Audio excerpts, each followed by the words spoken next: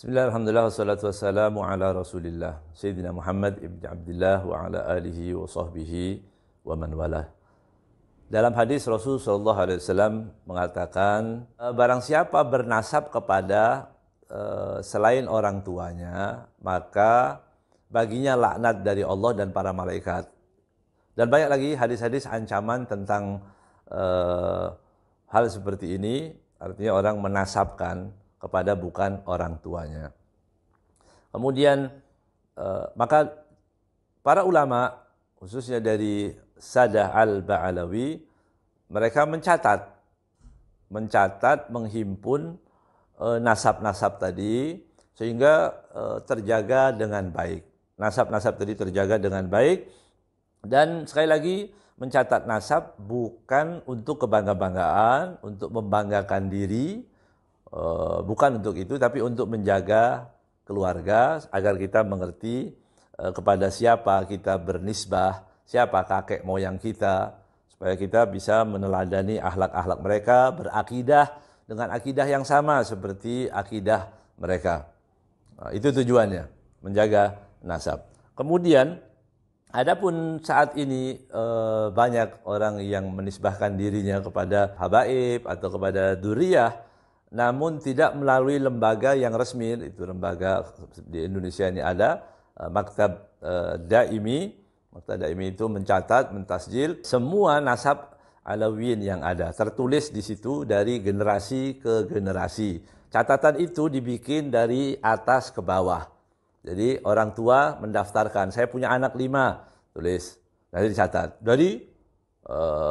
Sudah dari dulu seperti itu, ya. Kemudian nanti anaknya lagi punya anak lagi, saya punya anak 2, namanya fulan-fulan, dicatat lagi. Terus ke bawah, valid.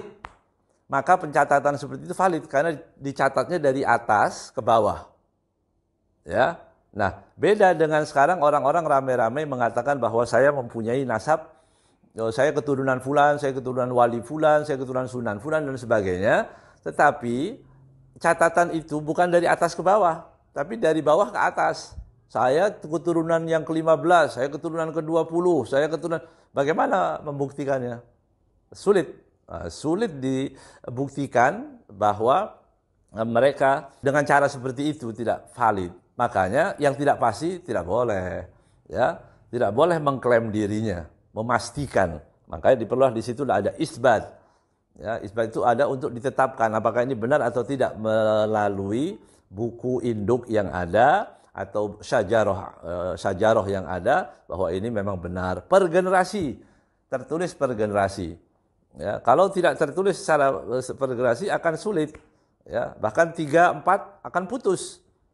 Ya, nah ini kita berhati-hati. Kemudian kita tidak menafikan orang-orang yang mengatakan bahwa dia itu bukan dari nasab itu. Cari dulu, buktikan dulu, ya, buktikan pencatatan yang dari atas ke bawah, ya, bukan dari bawah ke atas, tapi dari atas ke bawah, itu yang valid. Ataupun kalau dari bawah dan orang-orangnya masih ada, masih bisa. Saya bin fulan, benar, dicatat. Saya bin fulan, tercatat. Dan orang-orangnya masih ada. Tapi kalau sudah 15 generasi, kemudian baru kita akan menulis nasab kita, bahwa saya keturunan fulan. Dari mana buktinya? Itu kalau hadis dhaif, ya, dhaif jiddan, gitu ya, nggak bisa diterima. Kemudian nasab, mencatat nasab tidak bisa pakai kasyaf, ya, tidak bisa pakai terawangan. Orang mengatakan saya ketemu Syekh fulan atau siapalah namanya begitu, ya, saya ketemu wali fulan, katanya saya keturunan fulan. Itu nggak bisa, ya, nggak bisa. Sewali apapun dia, makanya pendahulu kita para habaib leluhur Alawiyin tidak pernah mencatat nasab pakai terawangan, pakai kasyaf-kasyaf, itu nggak ada. Nasab ada ahlinya, nasabah, orang ahli mencatat nasab, bukan pakai terawangan, bukan pakai kasyaf, bukan pakai tadi hal-hal yang di luar nalar, di luar ilmu yang tidak bisa dibuktikan kebenarannya.